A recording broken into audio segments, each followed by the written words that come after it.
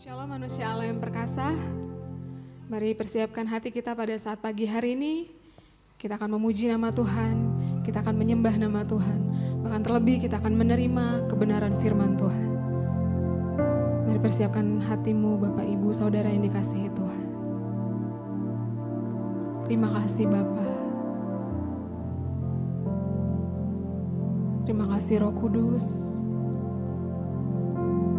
Kami bawa seluruh hidup kami hanya untuk menyenangkan nama-Mu Tuhan. Terima kasih Tuhan.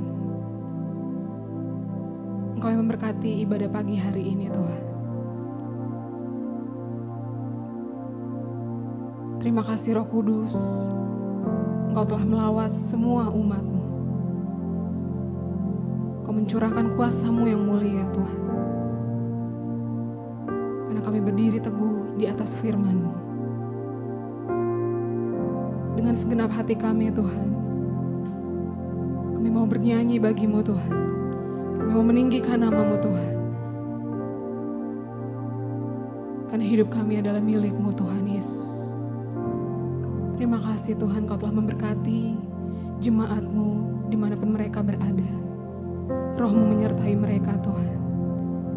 Pujilah nama-Mu Tuhan Yesus Kristus, kekal sampai selama-lamanya. Haleluya, amin.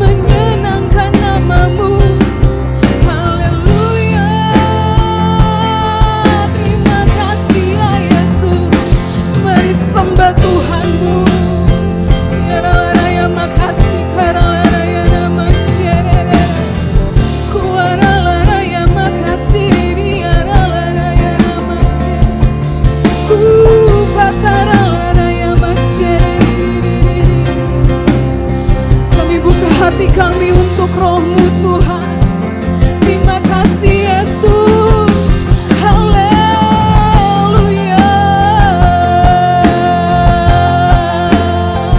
Terima kasih ya Tuhan Yesus. Ku bersyukur padamu Tuhan. Haleluya. Haleluya.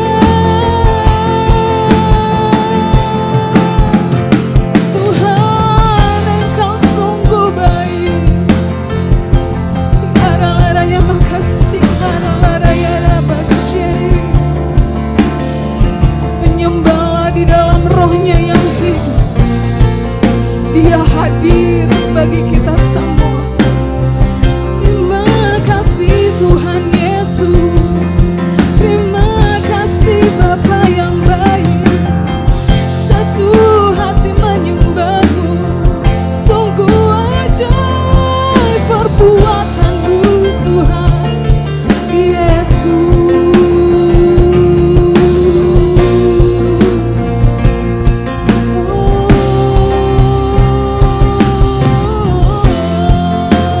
Kami bawa hati kami, ku membawa hatiku, hanya Engkau di hidupku, Yesus yang terindah.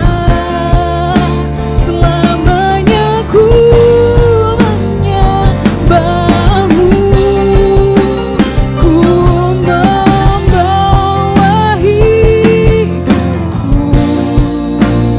Inilah persembahanku untuk Yesus yang terindah.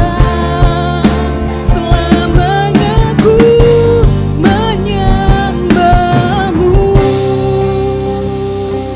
Yesus.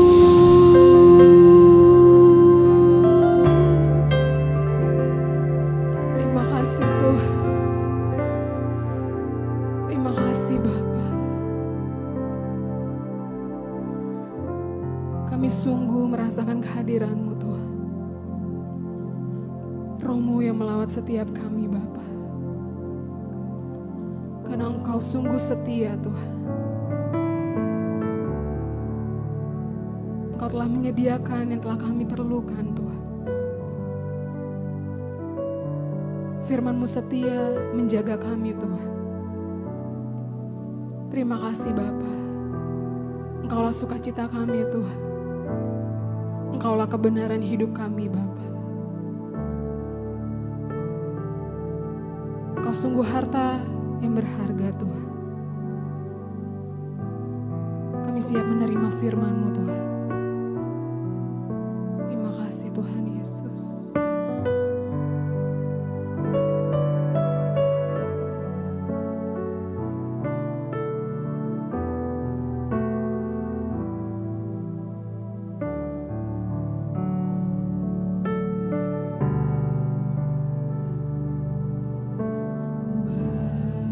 Bapa, Kau setia.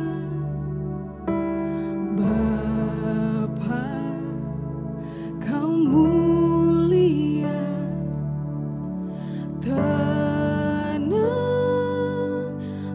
jiwaku, aman bersamamu.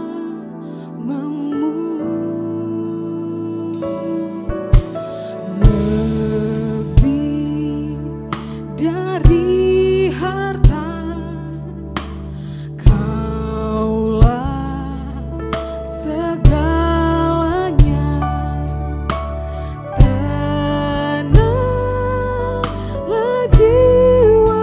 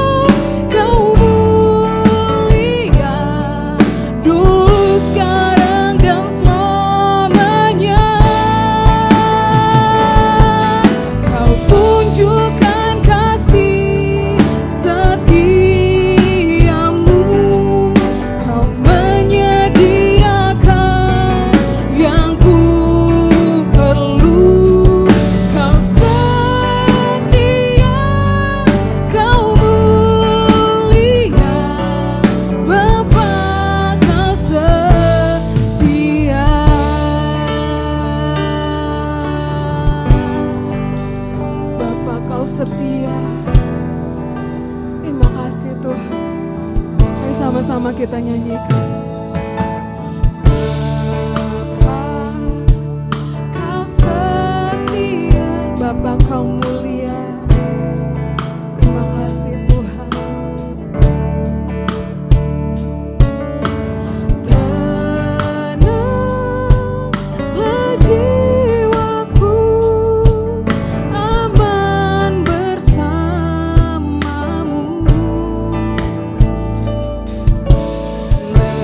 Lebih dari harta, Kaulah segalanya.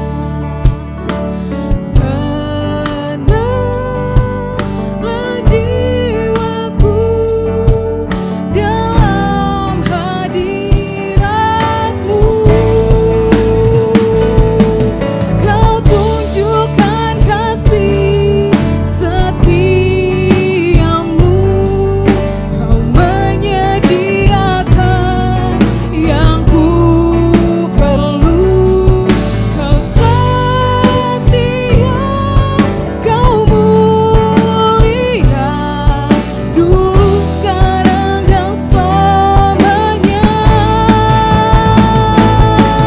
Kau tunjukkan kasih setiamu.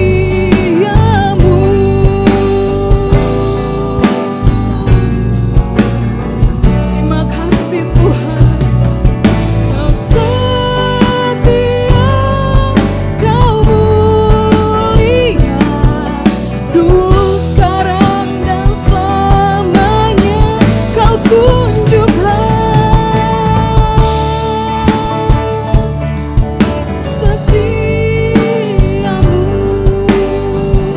Kau setia,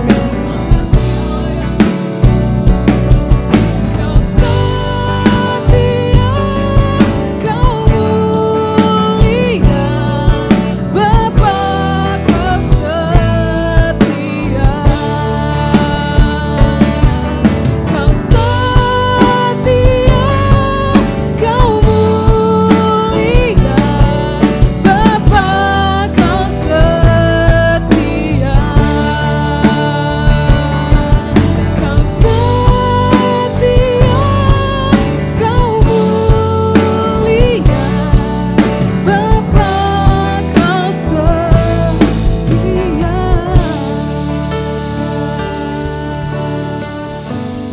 Terima kasih Tuhan. Saya serahkan kepada hamba-Nya.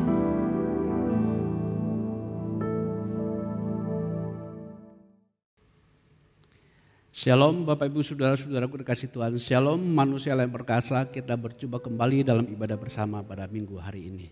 Baik, mari kita mulai dengan mendeklarasikan iman kita bersama-sama. Ikuti saya dengan mengucapkan kalimat demi kalimat dan angkat tangan kananmu bersama dengan saya.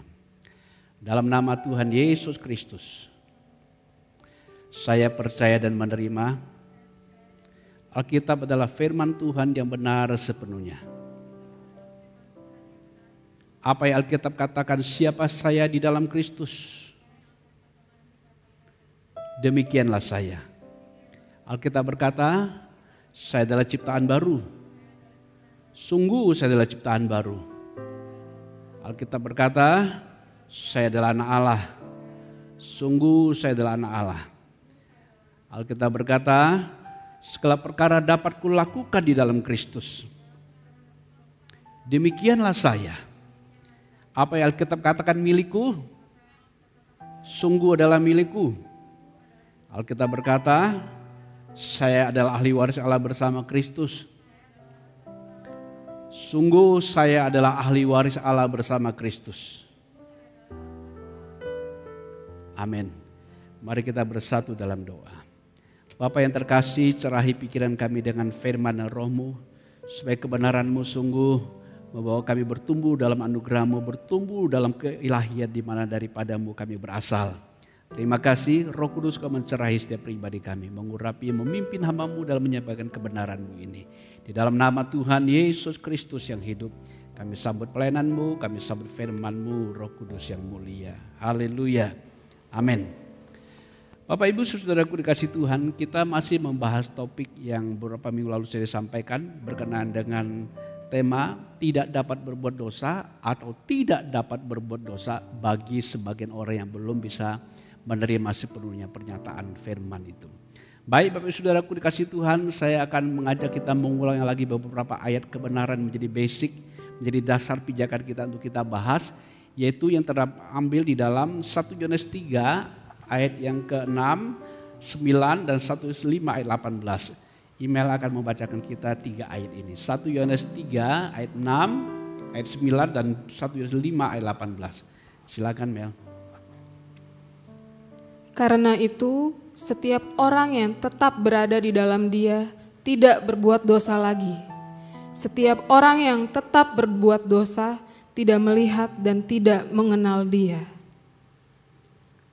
Ayat 9. Setiap orang yang lahir dari Allah tidak berbuat dosa lagi, sebab benih ilahi tetap ada di dalam Dia, dan ia tidak dapat berbuat dosa karena ia lahir dari Allah. Pasal 5 ayat 18. Kita tahu bahwa setiap orang yang lahir dari Allah tidak berbuat dosa, tetapi Dia yang lahir dari Allah melindunginya, dan si jahat tidak dapat menjamahnya.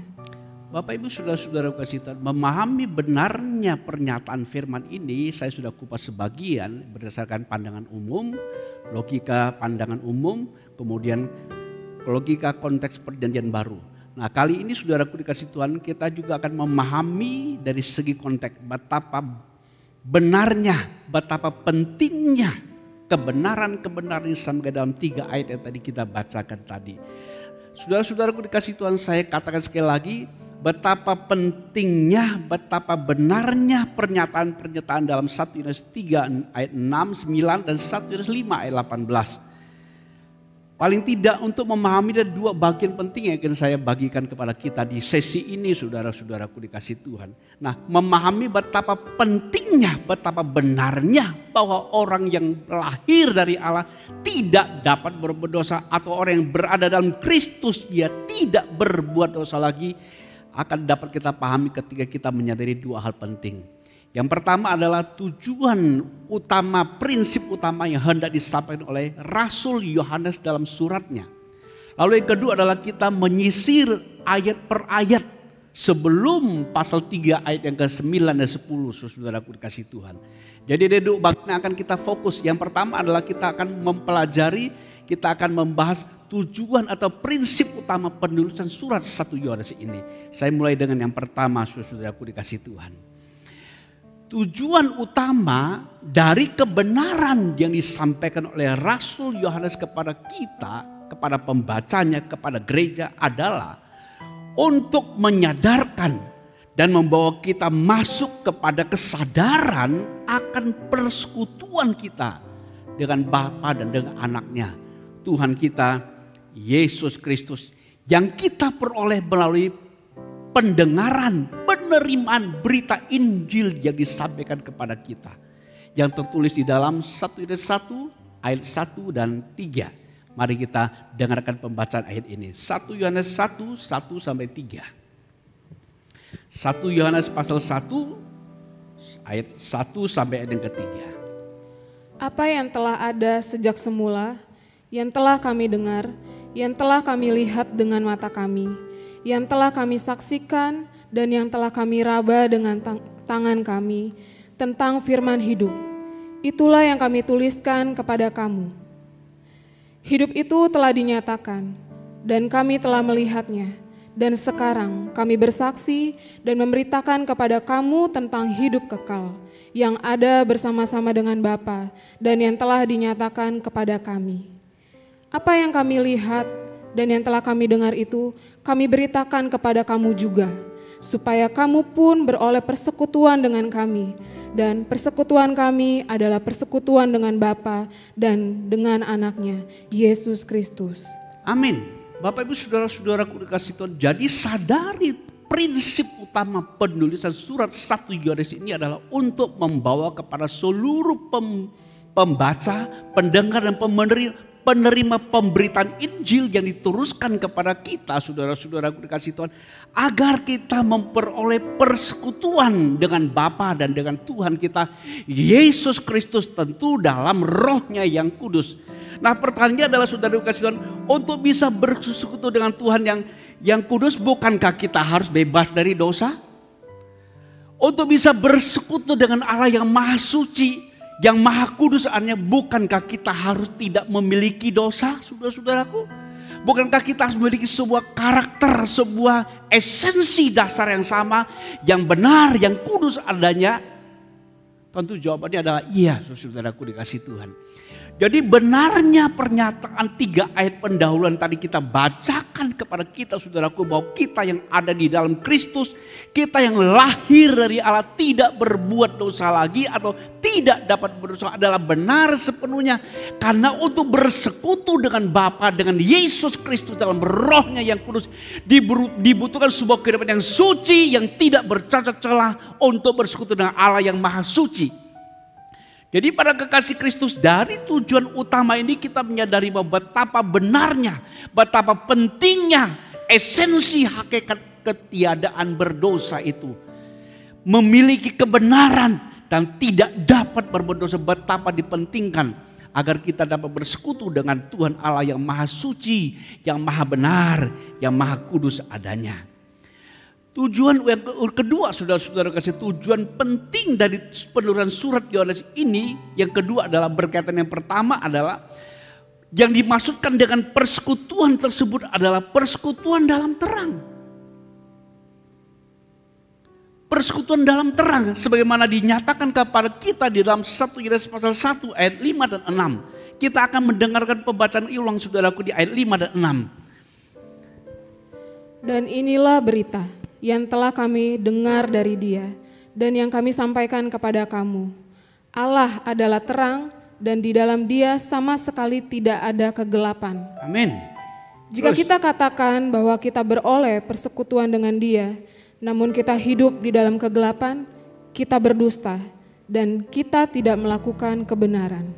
Jadi Bapak Ibu Saudaraku dikasih Tuhan, mari kita sadari yuk, bahwa ketika Rasul Yohanes menuliskan betapa pentingnya kehidupan yang tidak memiliki dosa dan tidak mampu berdosa, betapa pentingnya karena kita sedang berbicara bersekutu menjadi satu dengan Tuhan Allah yang maha suci. Jadi bagian kedua tujuan yang beritahu kepada kita betapa pentingnya persekutuan yang kita miliki dengan Allah yang adalah terang. Dia mengatakan kepada kita, Allah adalah terang dan di dalam Dia sama sekali tidak ada kegelapan. Inilah berita, inilah janji, inilah pengumuman yang kami dengar dari Allah. Allah mengatakan bahwa Ia adalah terang dan di dalam Dia sama sekali tidak ada kegelapan. Kalau kita mau bersekutu dengan Dia, kita tidak bisa hidup dalam kegelapan. Jadi dikatakan kepada kita, jika kita katakan bahwa kita beroleh persekutuan dengan Allah, namun kita hidup dalam kegelapan, kita berdusta dan kita tidak melakukan kebenaran. Kegelapan di sini tidak lain tidak bukan adalah dosa, saudara-saudaraku dikasih Tuhan. Jadi bagaimana umat Tuhan bisa tetap bersekutu dengan Allah yang adalah terang kalau sementara dia hidup dalam gelap? Tentu tidak mungkin, Bapak Ibu Saudaraku dikasih Tuhan. Yang mungkin adalah ketika kita bersekutu dengan Allah yang terang, kita diinfeksi atau dipengaruhi, dikhamiri oleh terangnya Allah sehingga kita memiliki terang. Bukankah Kristus mengatakan, akulah terang dunia. Barang siapa mengikut aku, ia tidak akan berjalan kegelapan, melainkan ia memiliki terang hidup. Memiliki terang hidup, saudaraku dikasih Tuhan. Jadi mari kita sadari kebenaran ini, saudaraku. Berita ini disampaikan Rasul Yohanes kepada kita adalah sebuah persekutuan yang eksklusif dengan pribadi Allah yang maha agung, maha istimewa dan mulia dan maha suci yang terang sesungguhnya, saudaraku. Kita tidak mungkin bisa bersekutu dengan Dia kalau kondisi keadaan manusia itu berada atau memiliki dosa atau berbuat dosa. Atau pada prinsipnya kalau dia tidak punya hakikat kebenaran, status kebenaran sama dengan Allah, dia tidak mungkin bisa bersekutu dengan Allah. Itu sebenarnya kalau ada orang mengatakan dia bersekutu dengan Allah, tapi dia hidup dalam dosa, dia berbuat dosa, pada saat yang bersamaan dia sedang berdusta. Dia sedang berdusta, saudaraku. Ia sedang berdusta dan ia tidak melakukan kebenaran. Jadi saudaraku, terang di sini tentu bebas dari dosa. Sebagaimana Allah juga adalah bebas dari dosa. Bukankah kita seringkali disebut adalah anak-anak terang? Bukankah Alkitab menyebut kita adalah anak-anak terang, anak-anak siang?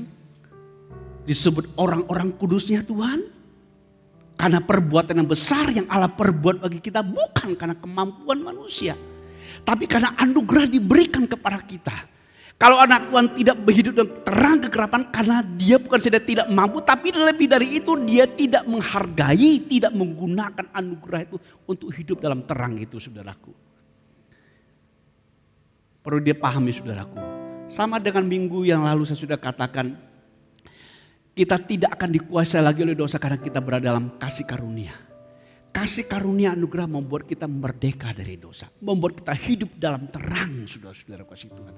Berita disampaikan kepada kita lewat rasul juga adalah berita kasih karunia. Bahwa Allah itu adalah terang. Dia bawa kita bersekutu dengan dia. Dia menjadikan kita terang adanya. Terang adanya. Nah ketika orang tidak bersedia mengenakan terang yang Allah berikan, maka dia sudah keluar dari terang itu. Maka dia sedang berdusta dan tidak melakukan kebenaran. Inilah sebagian dilakukan oleh anak Tuhan yang tidak teguh berpegang pada kebenaran firman Allah. Jadi prinsipnya saudara kasih Tuhan. Yang kedua adalah bahwa adalah benar dan betapa pentingnya memiliki hakikat kebenaran dan tidak dapat dan tidak mampu berbuat dosa. Sangat dibutuhkan untuk bisa bersekutu dengan Allah adalah terang adanya. Adalah terang adanya, saudaraku. Yang ketiga, dari tujuan penulisan yang prinsip pentingnya adalah maksud persekutuan itu juga berarti yang sangat tegas kepada kita secara vulgar, secara gamblang, tegas di dalam 1 Yohanes 2 ayat yang ke-6. Mari Emil bacakan buat kita. 1 Yohanes 2 ayat yang ke-6. Barang siapa mengatakan bahwa ia ada di dalam dia, ia wajib hidup sama seperti Kristus telah hidup. Bapak Ibu Saudaraku, barang siapa mengatakan atau siapa saja yang mengatakan bahwa ia ada di dalam Kristus, ia wajib hidup sebagaimana Kristus telah hidup. Pertanyaan saya adalah saudaraku, mungkinkah hidup Kristus hidup yang berbuat dosa? Tentu tidak mungkin karena dia adalah kebenaran Allah, saudara-saudaraku dikasih Tuhan.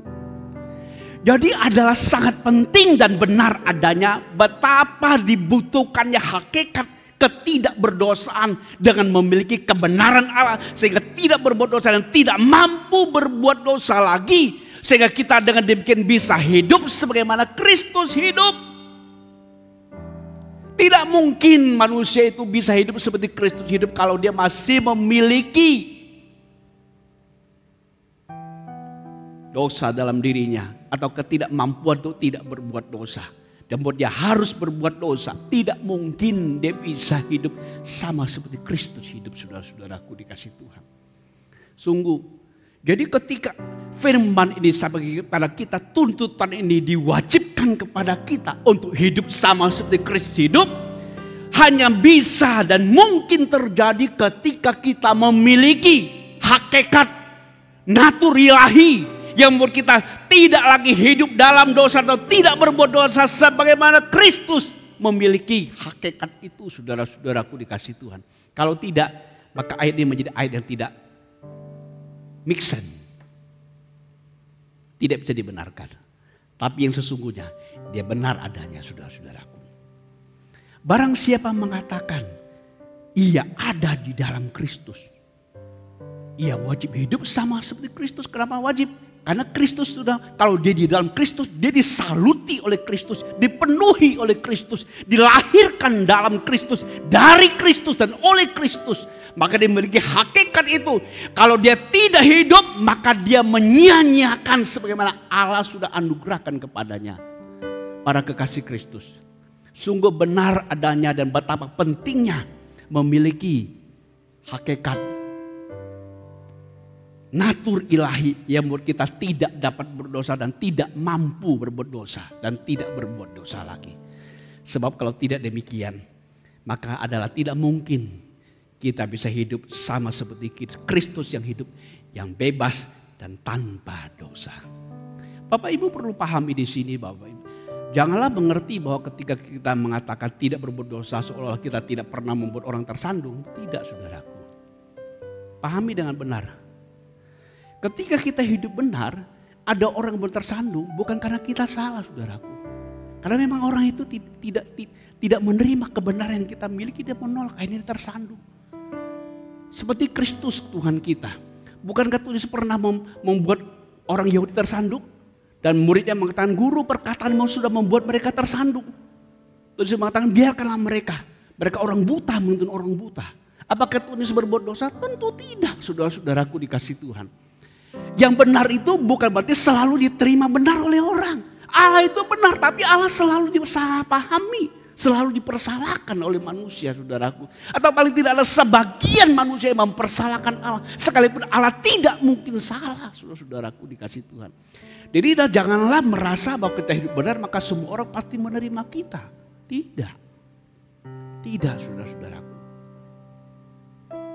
Menjadi tolak ukurnya adalah kebenaran Allah, bukan pendapat penilaian siapapun.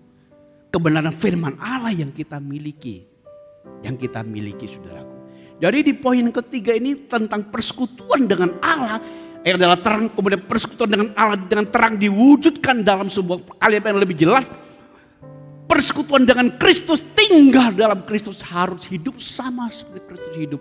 Dan ini hanya mungkin terjadi ketika kita memiliki natur yang sama dengan Kristus. Lahir dari Allah, memiliki kebenaran, dan tidak mampu atau tidak memiliki kemampuan untuk berbuat dosa. Para kekasih Kristus. Yang keempat. Tujuan dari penulisan surat Rasul Yohanes ini perlu kita pahami esensi garis besarnya. Supaya kita memahami detail-detail yang dituliskan. Posisinya masing-masing sehingga kita tidak salah kaprah atau tidak menjadi tersandung dengan pernyataan firman itu. Dan ayat yang kita bacakan di awal tadi seringkali menjadi buat anak Tuhan sebagian orang tersandung. Sehingga merasa ayat itu tidak benar karena tidak terbukti di hidup mereka. Tentu tidak demikian, saudara-saudara kasih Tuhan.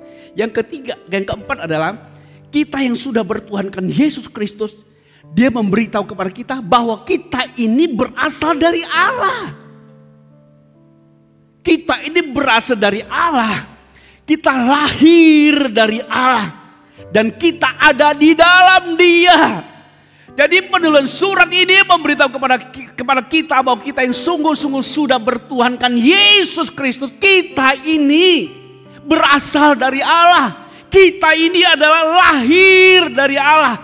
Kita ada di dalam Allah, dalam Dia. Saudara-saudara kasih Tuhan. Dinyatakan dengan tegas dalam beberapa ayat yang saya akan minta dibacakan. 1 Yohanes 4 ayat 4. 1 Yohanes 4 ayat 4. Ayat 13 dan 15. 1 Yohanes 4 ayat 4. Ayat 13 dan 15. Silakan Mel bacakan buat kita. Kamu berasal dari Allah, anak-anakku, dan kamu telah mengalahkan nabi-nabi palsu itu. Amin, berhenti dulu. Kamu berasal dari Allah, anak-anakku. Kita itu berasal dari Allah. Barang siapa mengaku Yesus adalah Kristus, ia lahir dari Allah. Pasal 5 ayat 1 dan 2. Kita lahir dari Allah, saudaraku. Ayat 13, pasal yang sama Mel. Demikianlah kita ketahui bahwa kita tetap berada di dalam Allah dan Dia di dalam kita.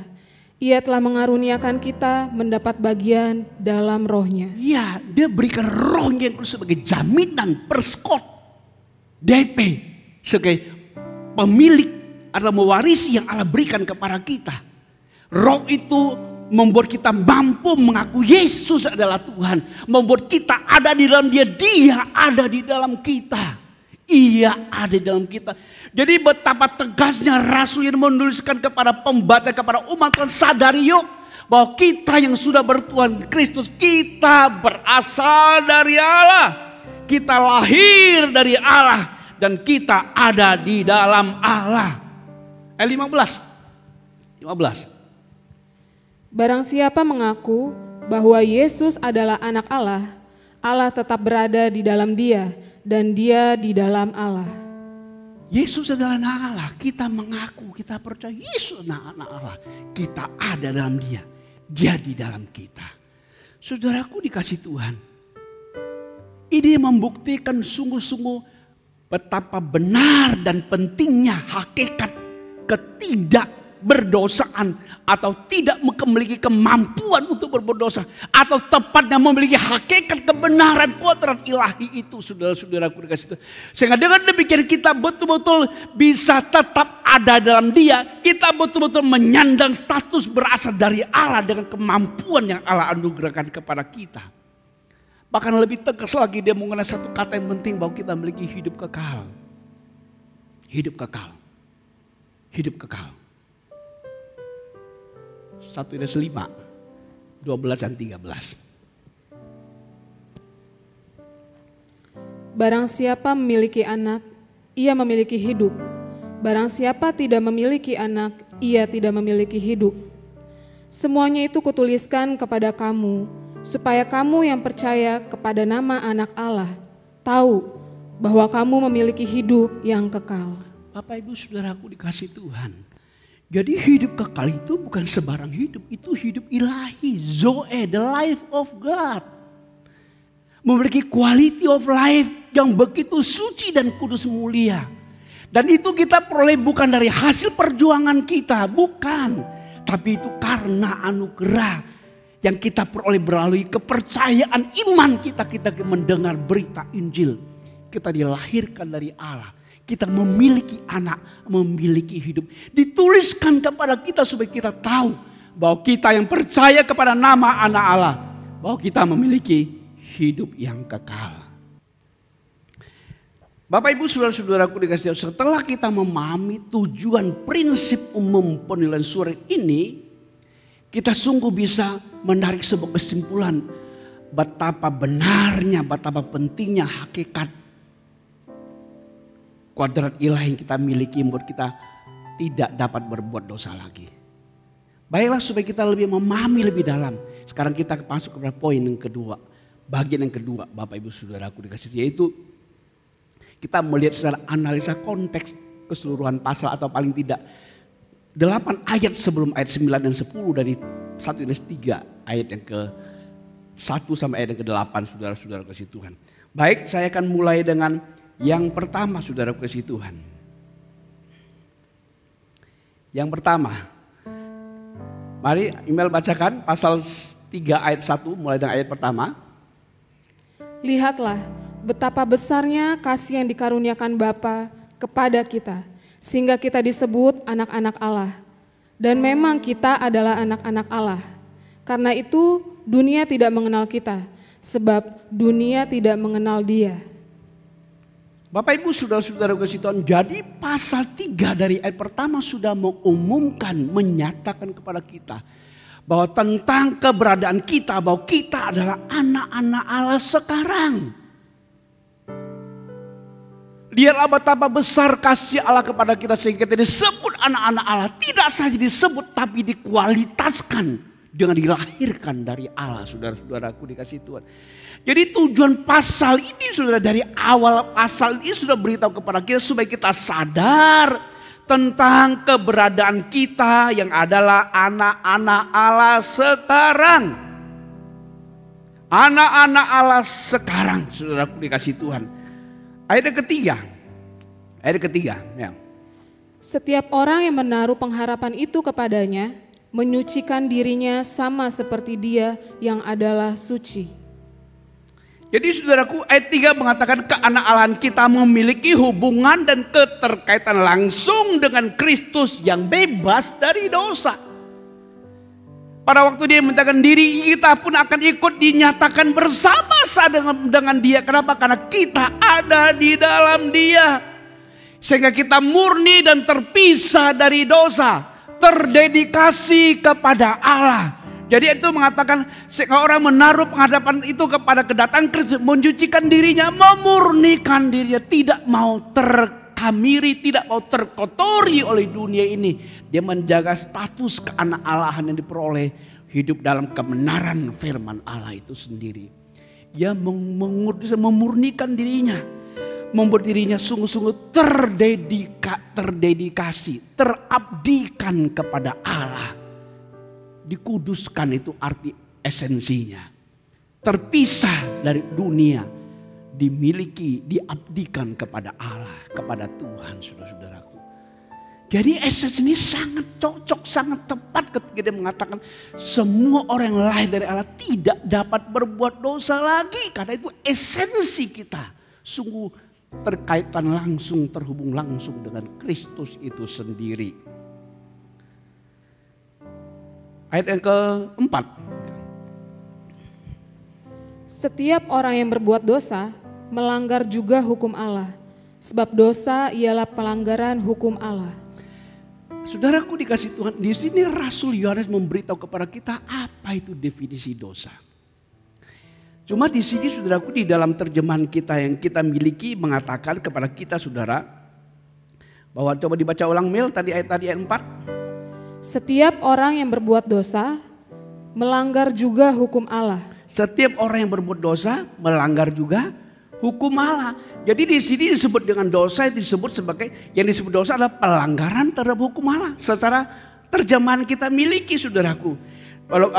Maupun di terjemahan yang lain. Tetapi kalau kita perhatikan saudaraku, dalam teks bahasa Yunaninya, dosa di situ bukan berarti pelanggaran kepada hukum, bukan parabasis atau hamarteia, tapi adalah anomos, artinya tidak berhukum.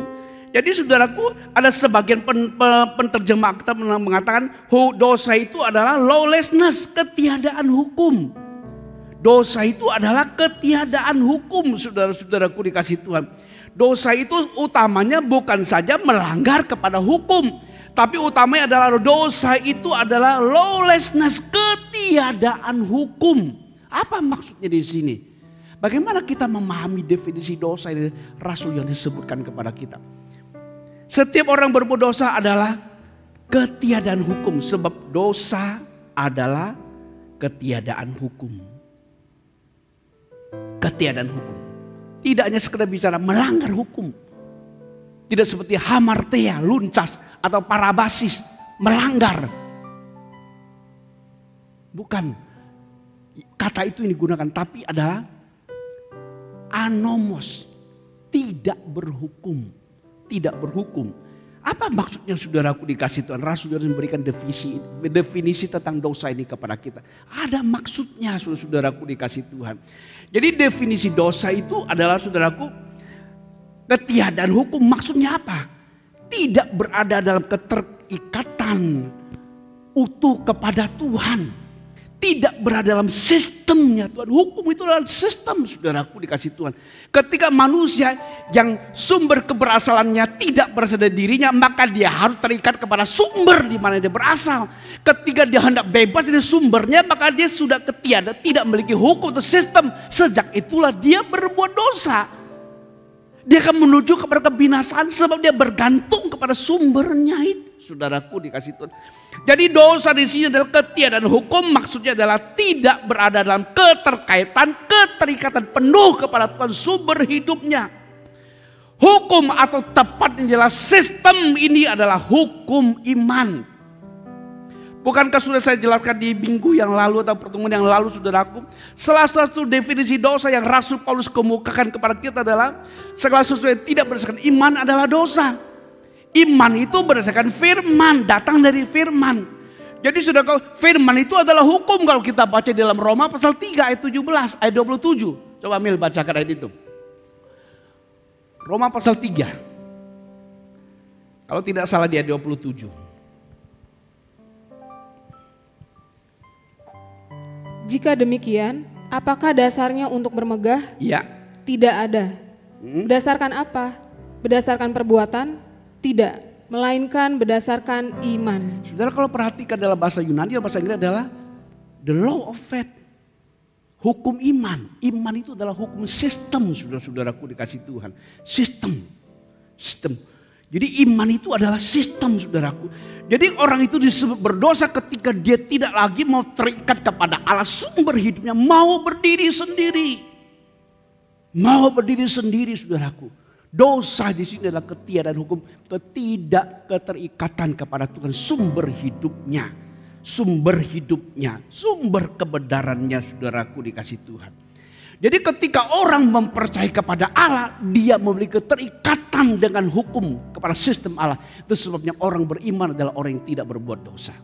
Karena iman itu berkenan kepada Allah. Iman itu adalah hukum keterikatan dengan Allah. Hukum iman adalah hukum keterikatan kita dengan Tuhan. Berada di bawah otoritasnya.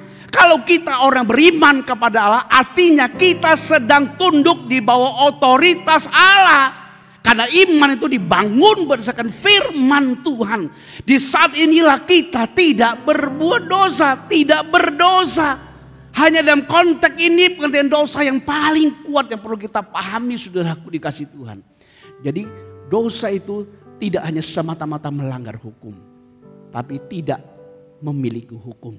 Tidak memiliki keterikatan dengan Tuhan, sumber hidupnya, sistemnya Tuhan. Hukum di sini adalah firman Allah. Ini disebut dengan hukum iman. Hukum iman. Ayat kelima. Dan kamu tahu bahwa ia telah menyatakan dirinya, supaya ia menghapus segala dosa, dan di dalam dia tidak ada dosa. Kristus datang menghapuskan dosa itu. Dia menyelesaikan itu. Dia menghapuskan dosa. Di dalam dia tidak ada dosa. Ulangi lagi ayat 5 tadi. Dan kamu tahu bahwa ia telah menyatakan dirinya. Kristus telah menyatakan dirinya. Supaya ia menghapus segala dosa. Menghapus segala dosa. Dan di dalam dia tidak ada dosa. Di dalam dia tidak ada dosa, saudaraku. Ini prinsip. Di dalam dia tidak ada dosa. Tinggal dalam dia. Barang saya mengatakan ia dalam dia, ia wajib hidup sama seperti Kristus hidup. Di dalam dia, dalam Kristus tidak ada dosa. Dia malahan sebaliknya terlebih dahulu mengangkut dosa seisi dunia. Seperti dilambangkan dalam perjanjian lama 2 ekor kambing, yang satu dikorbankan, satu dilepaskan di padang gurun. Sebelum dilepaskan, imam besar menaruh 2 tangan di atas kambing itu, membebankan dosa seluruh umat kepada kambing itu, dilepaskan di padang gurun supaya tidak kembali lagi. Itu yang Kristus lakukan buat kita. Di dalam dia tidak ada dosa. Dia datang untuk menghapus dosa, mengangkut itu dosa semua. Ayat berikutnya, ayat 6. Karena itu setiap orang yang tetap berada di dalam dia tidak berbuat dosa lagi. Setiap orang yang tetap berbuat dosa tidak melihat dan tidak mengenal dia. Akhirnya ini jelas, saudaraku. Dalam dia tidak ada dosa. Kalau orang dalam dia tidak berbuat dosa. Kalau dia berbuat dosa berarti dia tidak melihat dan tidak mengenal dia. Itu jelas, saudaraku dikasih Tuhan. Jadi di sini ada hukum sebab akibat, ada hukum timbal balik. Dalam Kristus tidak ada dosa. Mengakibatkan setiap orang yang berada dalam dia tidak berbuat dosa. Itu hukum sebab akibat. Dan hukum timbal balik. Orang yang berbuat dosa atau paling tidak ketika dia sedang berbuat dosa, ia sedang tidak berada dalam dia. Ia lepas dari dia. Tidak berada dalam Kristus sama dengan tidak melihat dan tidak mengenal dia. Melihat di sini tidak saja bicara tentang horao, lihat dengan mata, lihat dengan pikiran. Tapi paling prinsipnya melihat membuat kita terkoneksi dengan yang kita lihat. Memiliki pengalaman kebenaran itu, saudaraku.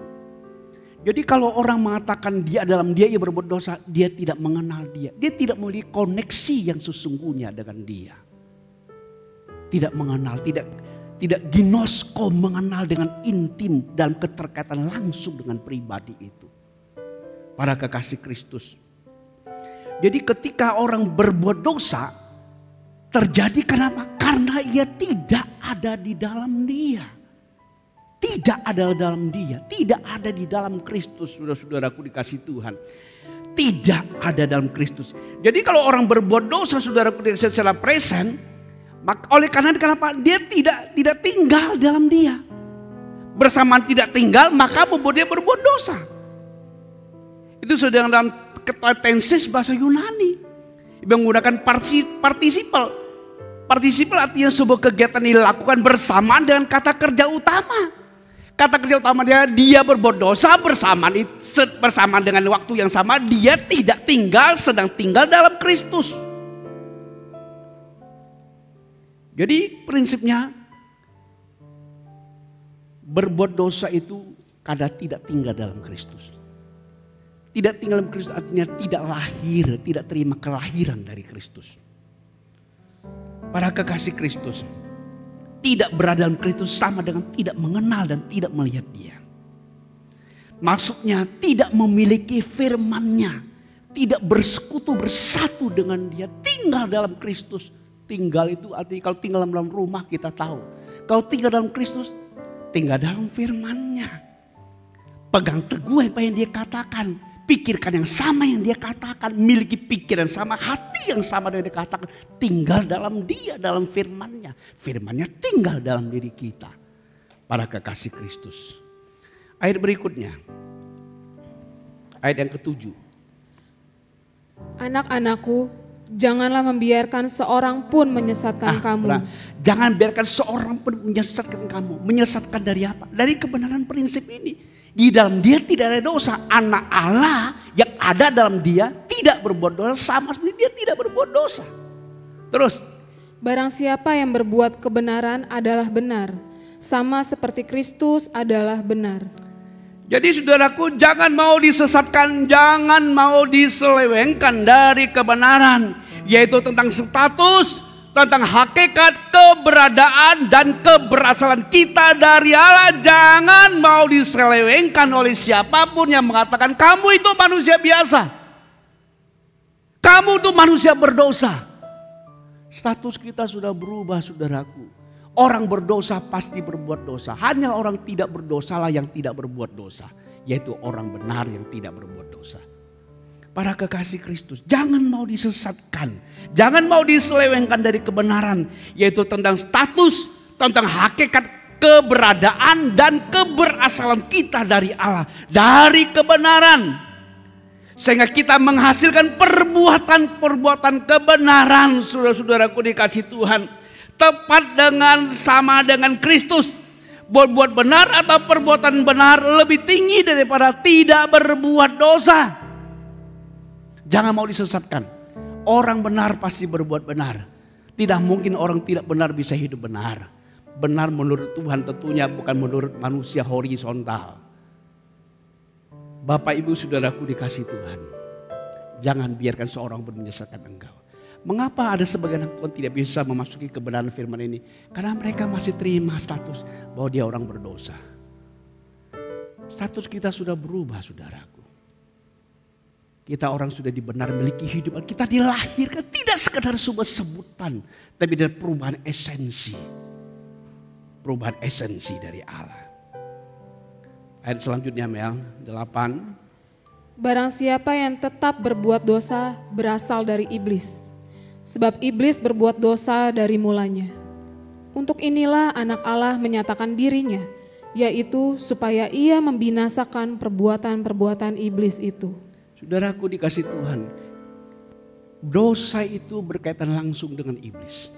Dosa itu adalah pemberontakan, kefasikan, ketidakpercayaan, pemberontakan kepada Tuhan. Sama dengan iblis itu sendiri saudaraku. Yesus datang untuk tujuan itu menghancurkan, membinasakan perbuatan dosa. Supaya jangan lagi kita menghasilkan perbuatan dosa. Saudara-saudaraku dikasih Tuhan. Jadi di situ memberitahu kepada Kristus datang itu membuat kita bawa kepada perbuatan kebenaran. Dia menghentikan perbuatan iblis itu. Melahirkan kita dari kebenaran dari dirinya. Maka kesimpulannya ayat 9 dan 10. Baca Mel buat kita. Setiap orang yang lahir dari Allah tidak berbuat dosa lagi. Sebab benih ilahi tetap ada di dalam dia. Dan ia tidak dapat berbuat dosa.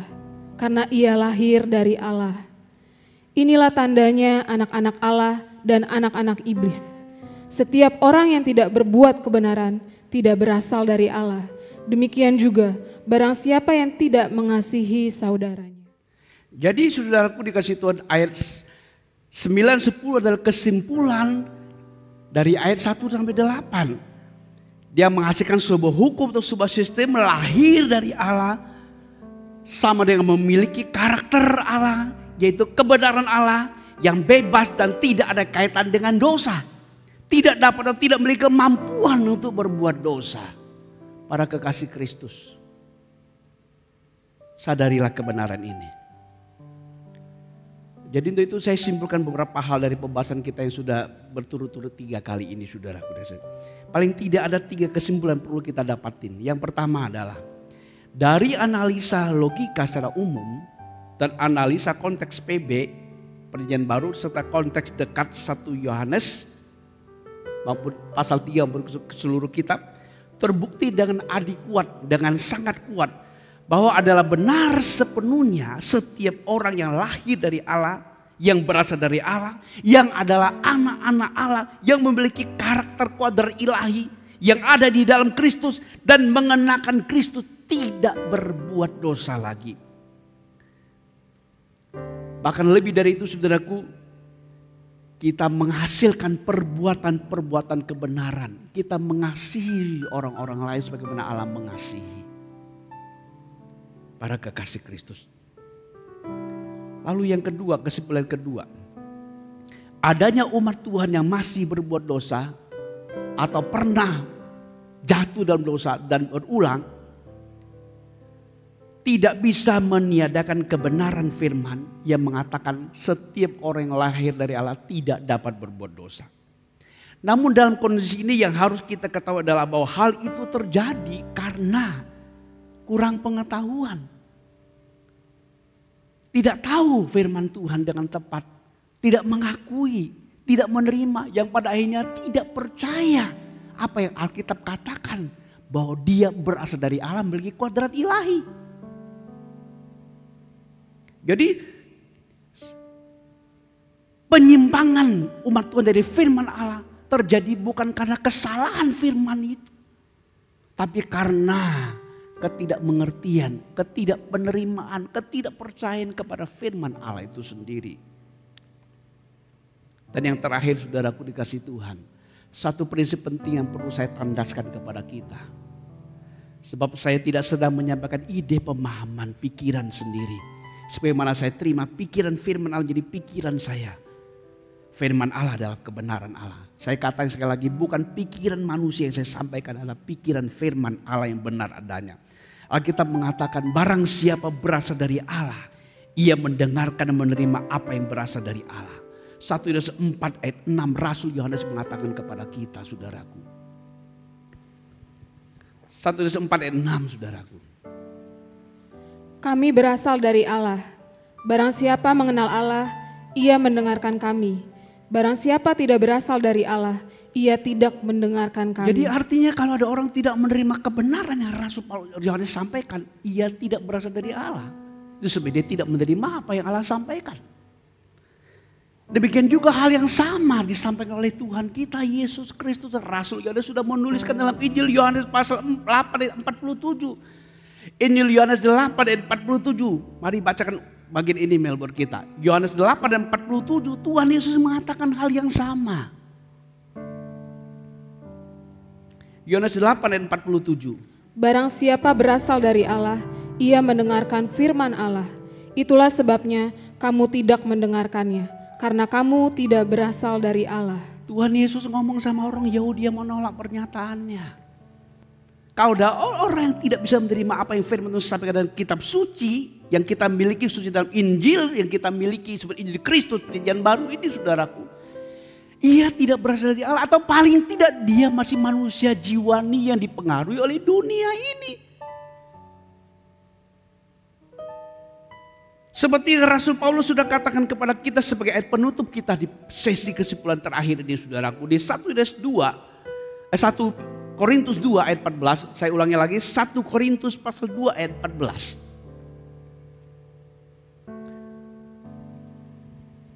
1 Korintus 2 ayat 14. Tetapi manusia duniawi tidak menerima apa yang berasal dari Roh Allah, karena hal itu baginya adalah suatu kebodohan. dan ia tidak dapat memahaminya, sebab hal itu hanya dapat dinilai secara rohani. Manusia duniawi artinya manusia jiwani. Pikirannya, perasaan diwarnai dunia ini, saudaraku. Tapi kalau kita memperbaharui pikiran dengan firman Allah, kita dapat membedakan kebenaran firman Allah. Sungguh, saudara kan sungguh mengatakan benar sepenuhnya. Bahwa setiap orang yang percaya Yesus adalah Kristus, dia lahir dari Allah, dia adalah anak Allah, dia ada di dalam Allah, dia dalam Kristus, Kristus dalam dia, Allah dalam dia, Roh Allah dalam dia, dia lahir dari Allah, dia memiliki karakter Allah dalam dirinya. Maka adalah jelas dia tidak berbuat dosa. Pastikan diri kita, saudaraku kasih Tuhan, menggunakan kasih karunia ini, hiduplah oleh firman Allah. Hiduplah berdasarkan hidup ilahi yang sudah Allah berikan kepada kita. Perbaharui pikiran kita sampai dia membentuk hati nuranimu menjadi hati nurani yang ilahi, yang dipenuhi dengan kesadaran akan kebenaran. Tidak ada kesadaran akan dosa. Tidak memiliki hati nurani yang kotor, yang jahat. Orang berbuat dosa adalah orang yang hati nuraninya jahat dan kotor. Hati nurani dosa. Orang hati nurani yang benar pasti berbuat benar. Pasti berbuat benar. Itu yang Kristus hasilkan buat kita. Tuhan Yesus memberkati kita. Amin. Amin. Mari kita persiapkan diri untuk terima roti dan cawan Tuhan para kekasih Kristus. Para kekasih Kristus, masing-masing kepala keluarga di rumah masing-masing boleh membagikan roti dan anggur kepada keluarga. Roti dan anggur kepada masing-masing keluarga yang sudah hadir, saudaraku dikasih Tuhan. Mari kita secara khusyuk mempersiapkan diri menerima perjamuan Tuhan ini. Sebab kita sedang bersekutu dengan Tuhan dalam tubuh dan darahnya. Dalam tubuh dan darahnya, saudara-saudaraku dikasih Tuhan. Setelah Bapak Ibu mendapatkannya, mari bersama dengan saya mengangkat roti dan anggur ini di atas kepala kita.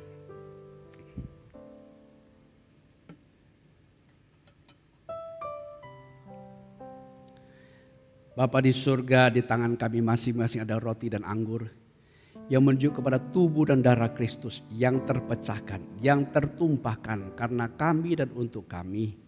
Olehnya Bapa di surga, berkatilah roti dan anggur ini menjadi alat anugerah di tangan-Mu untuk memberkati kami ketika kami makan dan minum. Roh kami dikuatkan, jiwa kami disegarkan, bahkan tubuh kami disehatkan. Terima kasih Bapa. Turunlah olehnya berkat anugerah dari Bapa dalam kuat kuasa Roh Kudus atas roti dan anggur ini menjadi alat anugerah di tangan Tuhan untuk memberkati kami semua. Haleluya. Amin. Sebelum kita makan dan minum, ikuti saya ucapkan pengakuan iman ini, saudaraku.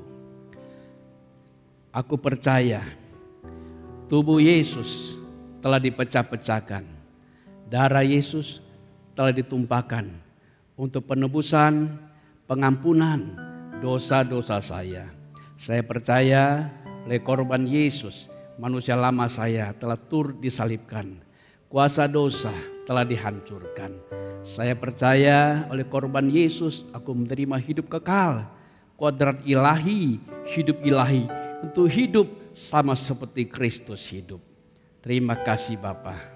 Terima kasih dalam nama Tuhan Yesus. Amin. Amin. Angkat roti di atas kepala kita, saudaraku dikasih Tuhan. Sebab apa yang tertuliskan kepadamu telah kuterima dari Tuhan. Yaitu bahwa Tuhan Yesus pada malam waktu Tuhan diserahkan, Tuhan Yesus mengambil roti dan susu dari Tuhan, mengucap syukur atasnya. Dan ia memecah-mecahkan dan berkata, inilah tubuhku yang dipecahkan karena kamu. Makanlah menjadi peringatan akan aku. Mari kita makan di dalam nama Tuhan Yesus Kristus.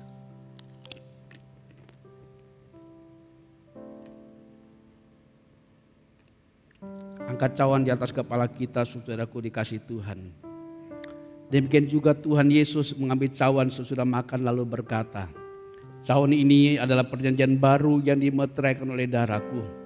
Perbuatlah ini setiap kali kamu meminumnya menjadi peringatan akan aku. Inilah darah Tuhan Yesus yang ditumpahkan karena kita. Minumlah dalam nama Tuhan Yesus.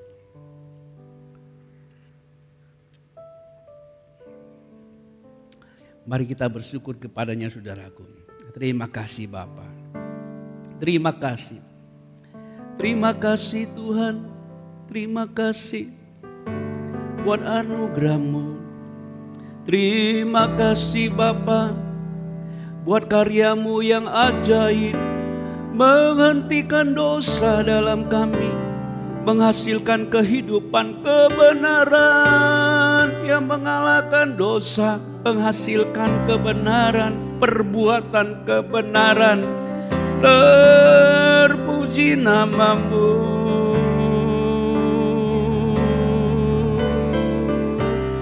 Haleluya, glory, glory. Terima kasih Roh Kudus.